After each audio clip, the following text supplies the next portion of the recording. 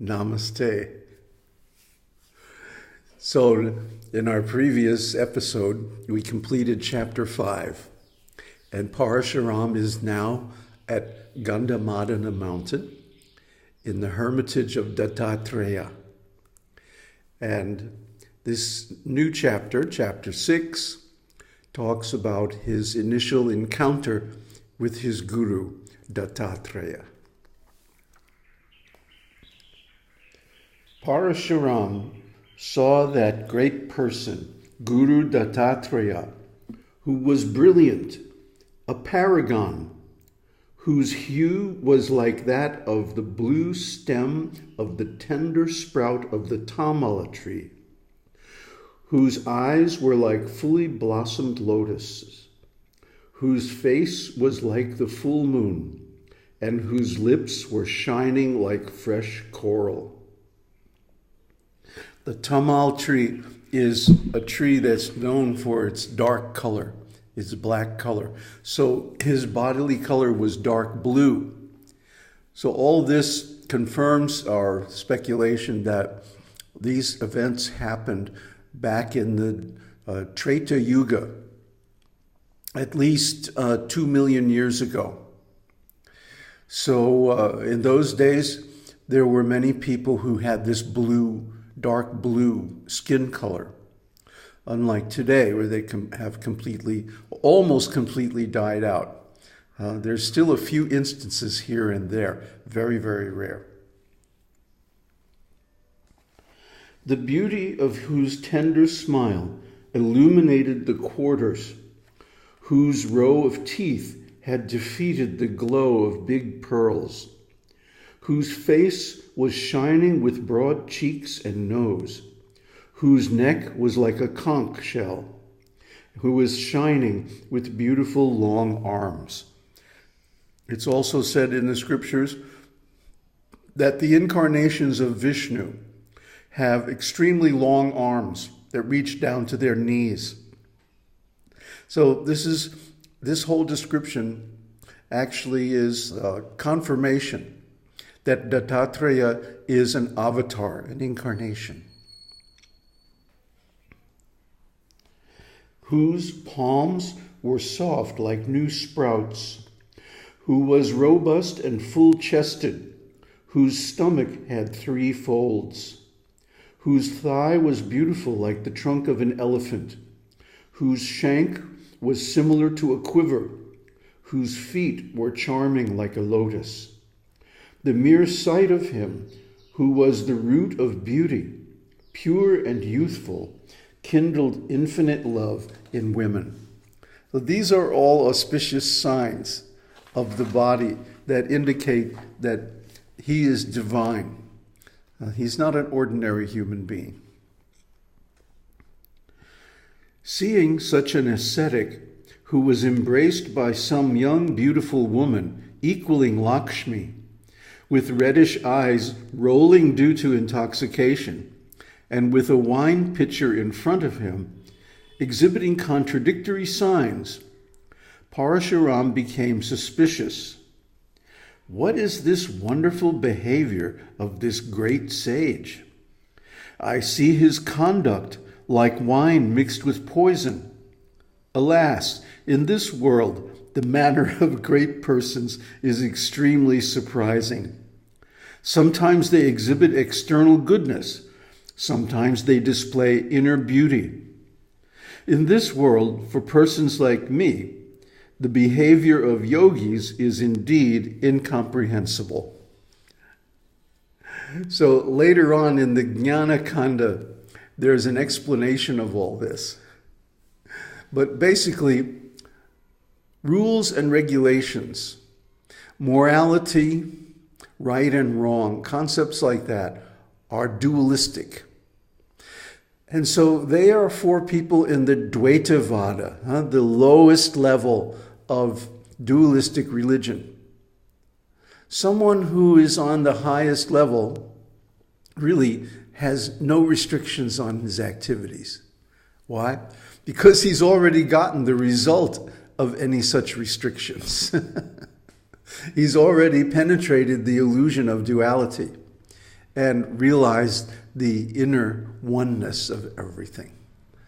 He's already realized the primacy of awareness, pure awareness without an object. And so he has reached peace. Someone who has reached peace then need not take too much care, to make his bodily appearance nice and all this stuff. This is why sages sometimes exhibit very, very strange symptoms, according to human calculation, according to society's rules and laws, which are actually invented by people who want to exploit them. Like the great capitalists, the great political leaders, they want to create a populace who they can easily control and manage and exploit. So they make all kinds of rules, and then they get the religious leaders to parrot them. But actually, it's just like school. School is supposed to be for education, right? Ha, ha, ha. School is actually social conditioning. It's behavioral, it's called operant conditioning. The same kind of thing that Pavlov did to his dogs. School is doing to the children, getting them to be ready to be exploited in the factories and offices of the great capitalists or in the armies of the political leaders. So someone who is beyond all of this is not affected by all these rules. They're free. They can do whatever they like. It's not going to drag them down because they can't be dragged down. They've already graduated. Another reason is to hide the fact that they're enlightened. They act like an ordinary human being. Like my sannyas guru. He was just a regular guy. I mean, he was a sannyasi, and people respected him as a sage. But he never put on airs. He never acted like really important, like some of these guys do, or insisted on a lot of respect. People gave respect because he was respectable. But he never showed any sign of demanding it or enjoying it or anything like that. He was just a natural, easygoing, friendly guy. Who happened to be enlightened, by the way. So this is often the case. I can speak from my experience. If one gets a reputation of being enlightened, then all kinds of people start to approach him with all kinds of motivations. That's the problem. They're not pure. They're not coming just for spiritual instruction like Parāśurāma. They're coming for all kinds of other reasons. They want to be free from disease or from poverty or from some kind of legal complications or from some other kind of karma that they themselves created by their previous actions. Duh. So really, they're coming to get something for nothing. I'll just bow in front of this saintly person and he'll bless me and then I'll be free of my problems. It's basically a cheating mentality. They don't come to serve. They don't come to learn. They come to get a free blessing. Okay? Well, my blessing is that you realize that all spiritual progress comes from your own work, not from anybody else's blessing. Of course, we have good and positive, encouraging thoughts. We want to see people become liberated. We want to see them become intelligent and advanced. But they have to do it through their own actions. There's nothing we can do because each individual is a sovereign over his own body and mind. So, by every thought, word, and action that you will, you create your future. If you want to spend your whole life working to make somebody else rich, and foolishly waste your time without approaching a real guru, then, that's your choice. You can choose to be unfortunate, and most people do. But if you take another choice to go, no, I'm not going to be a slave my whole life. I'm going to work for my own freedom. The first step of that is to approach a guru. Not the kind of guru who's going to enslave you again, like some of these big gurus. They basically get their disciples to work for them for free, which is exploitation. When I was a guru and we had an ashram, I got everybody to give me a certain deposit. I think in those days it was like $3,000 or $4,000. And I invested that money, and from the proceeds of those investments, we managed the whole ashram. Everyone was engaged full-time in sadhana. And that's the way it should be. See, if you're not intelligent enough to manage an ashram without making the devotees work, you shouldn't be a guru, because you're really just exploiting them. You're taking free labor. So another reason for a guru or a realized soul to act like an ordinary man is to get rid of these people who want something for nothing, or who want to become gurus themselves and use the guru's reputation. That's why I destroyed my reputation. I made sure. It's just like several generations ago, in the line of my Adi Guru, there was one saint who took liquor bottles and threw them in the front yard of his house. So people would think that, he's just an ordinary drunkard. He's not a saintly person. And then they left him alone and he could do his sadhana in peace. So we have the same mentality. We don't want to be a big guru. We don't want to be famous. We don't want to be well-known, learned person or anything like that. At the same time, we want to help people. So we refer them to the original scriptures. You look at so many series on this channel going back almost 10 years now, and you'll see that each and every one of them is based on some scripture, with only a few exceptions. I haven't given my own ideas much prominence. Rather, I go back to original sources and I show you how you can get the truths from those original sources, original scriptures, by intelligence, by practice, by experience, by direct insight. Then there's no need for book learning.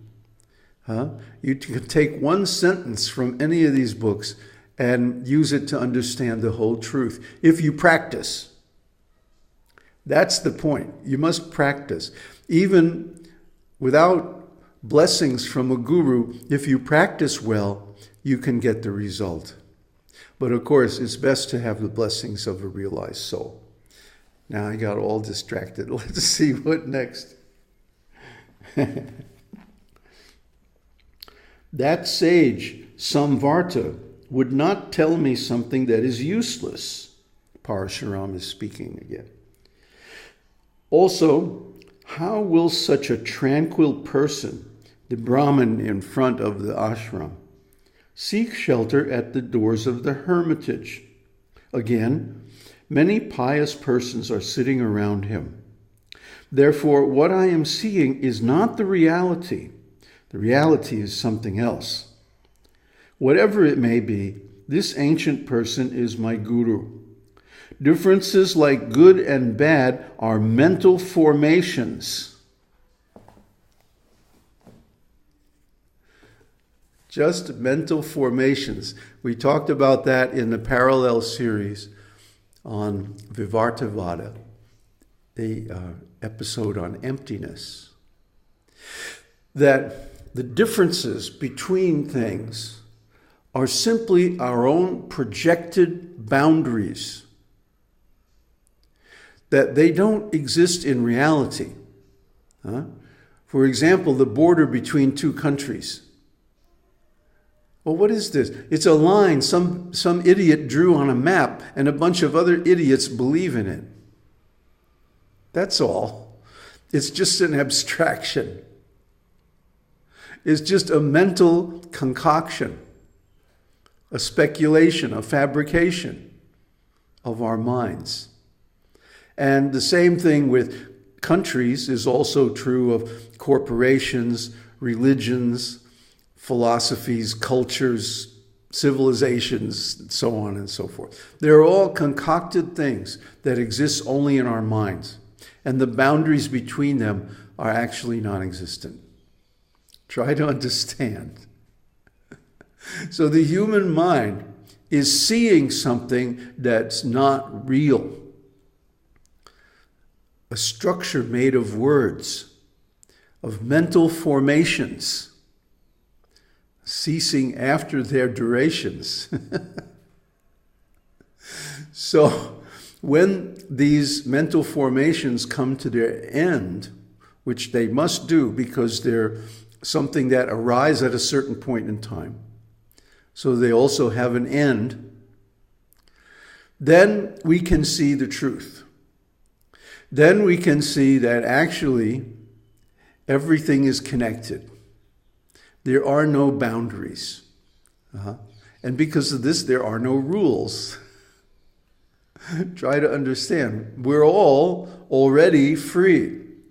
We're all already realized. We're all already part of God. And we've always been that way. This is why when people get enlightened, they laugh for a long time. Because once they realize the truth, they realize it's always been like this. Nothing has changed. And that is the fundamental truth of eternity, which is the real nature of enlightenment. Om Tat Sat. Om Harihi Om.